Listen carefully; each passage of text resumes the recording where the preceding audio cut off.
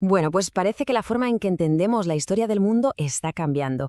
Y todo empieza con un debate fascinante en el que nos vamos a meter ahora mismo. El punto de partida es este libro, Las rutas de la seda. Un libro que, bueno, causó una auténtica sensación en todo el mundo. Fue aclamado por muchos, como se puede leer aquí, como una verdadera obra maestra. Pero claro, si rascamos un poquito más allá de la portada, pues emerge un debate de lo más interesante. Porque por un lado están los elogios, sí, pero por otro, críticas muy duras. Algunos académicos señalan lo que consideran errores de bulto, errores factuales bastante importantes. Y claro, para entender todo este revuelo, lo primero es saber quién es el historiador que está en el centro de la polémica, Peter Frankopan. Pues estamos hablando nada menos que de un catedrático de Historia Global en Oxford, o sea, en una de las universidades más prestigiosas del planeta. No es una voz cualquiera, es una voz con muchísimo peso. Y fijaos, lo que es realmente interesante aquí es cómo se ve su trayectoria. Es una carrera que se ha construido básicamente reexaminando periodos larguísimos de la historia mundial. Y siempre con una perspectiva muy amplia. Pero ojo, que Frankopan es mucho más que un académico. Es un personaje, vamos, de lo más polifacético, un hotelero de éxito y, esto es lo más sorprendente, un exjugador de cricket internacional. O sea, un narrador de historias en campos muy distintos.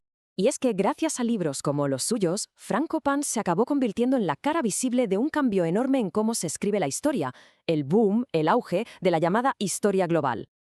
Vale, ¿y qué es esto de la historia global? Pues el punto clave es que busca contar la historia de un mundo conectado. En vez de la historia de siempre, esa centrada en un país y luego en otro, como si fueran islas, pues se centra en lo que los une, las conexiones, los flujos, todo lo que se mueve entre ellos. Claro, esta forma de pensar no sale de la nada. Es muy hija de su tiempo, de los años 90. Pensemos en ese momento.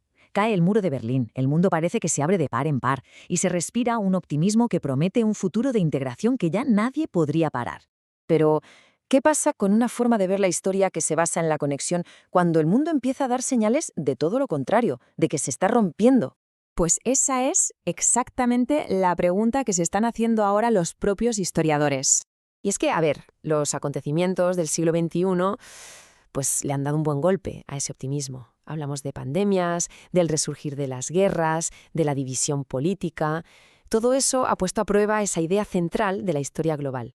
Tanto es así que un grupo de historiadores muy importantes ha publicado un nuevo libro donde argumentan, básicamente, que este campo necesita una puesta a punto urgente si quiere seguir siendo relevante en el mundo en que vivimos. Y con esto llegamos al meollo de la crítica, a uno de los argumentos clave, la diferencia que hay entre contar una buena historia y ofrecer una buena explicación. La crítica, en resumen, es que la historia global para el gran público a menudo prefiere las narrativas, que enganchan, en lugar del trabajo, que es más difícil, de la explicación. Por ejemplo, una narrativa te cuenta qué productos viajaban por las rutas de la seda. Suena genial, pero una explicación intenta responder por qué existían esas rutas y no otras, o por qué dejaron de usarse.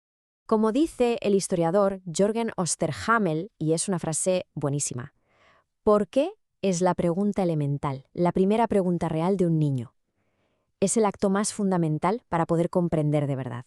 Entonces, que nadie piense que esto es solo una pelea entre académicos, porque tiene implicaciones muy reales para todo el mundo. Y es que la forma en que contamos el pasado moldea directamente cómo entendemos el presente y, por supuesto, cómo imaginamos el futuro. No es lo mismo contar una historia de conexión inevitable, como si todo fuera un camino de rosas, que contar una historia de fuerzas complejas, de conflictos. Eso cambia por completo cómo vemos el mundo a día de hoy. Al final, todo nos deja con una pregunta muy potente. En una época de crisis como la actual, ¿qué tipo de historia es la que más necesitamos? ¿Una que nos consuele con conexiones o una que nos explique las fracturas? Y sobre todo, ¿qué debemos exigir a quienes nos cuentan el gran relato de quiénes somos?